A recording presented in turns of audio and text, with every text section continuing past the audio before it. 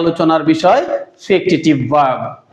এখন কর্ম সম্পূরক ক্রিয়া, যে ভার্বটি অবজেক্টের অবস্থার পরিবর্তন করে এবং অবজেক্টকে কোনো নতুন অবস্থায় বা নতুন রূপে নিয়ে যায়, সেই ভার্বকেই বলা হয় ফেক্টিটিভ ভার্ব।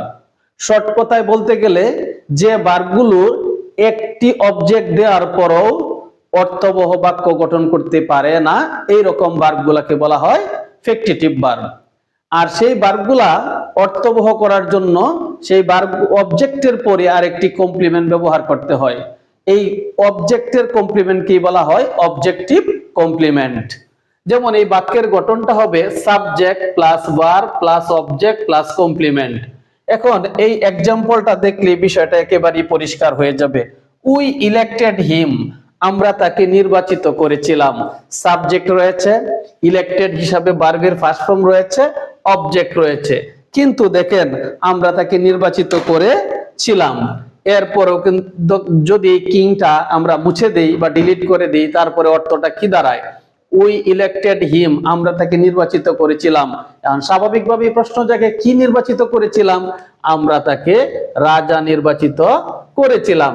তাহলে এই হিম যে সেই রাজা, যে রাজা সেই হিম, এই হিমকে কিং কিওয়ার্ডসকে একটা নতুন অবস্থায় নিয়ে গেছে, এই জন্য হিমের কমপ্লিমেন্ট হলো কিং। এই হিমকে কিংকে বলা হয় অবজেক্টিভ কমপ্লিমেন্ট। একই রকম ভাবে উই মেড হিম, আমরা তাকে বানিয়েছিলাম। কি বানিয়েছিলাম? ক্যাপ্টেন। এখানে হিমকে একটা নতুন অবস্থায় নিয়ে গেছে ক্যাপ্টেন বা লিডার, এই ক্যাপ্টেন বা লিডার হলো কমপ্লিমেন্ট। আর এই জন্য যেহেতু হিমের কমপ্লিমেন্ট, এই জন্য একে বলা হয় অবজেক্টিভ কমপ্লিমেন্ট। একই রকম ভাবে উই কল দা বয়, আমরা বালকটাকে ডাকি। স্বাভাবিকভাবে কোশ্চেন আসে, আমরা বালকটাকে কি ডাকি? মেসি ডাকি। যে বালক সেই মেসি, এই জন্য এই বালকের কমপ্লিমেন্ট হচ্ছে মেসি। তাহলে বালক যেহেতু অবজেক্ট, এটা objective complement. We name the place, আমরা জায়গাটাকে ডাকি। প্রশ্ন জায়গায় কি ডাকি? Golden park. এই জায়গাটাকে আমরা গোল্ডেন পার্ক নামে ডাকি। যাহা প্লেস তাহাই গোল্ডেন পার্ক।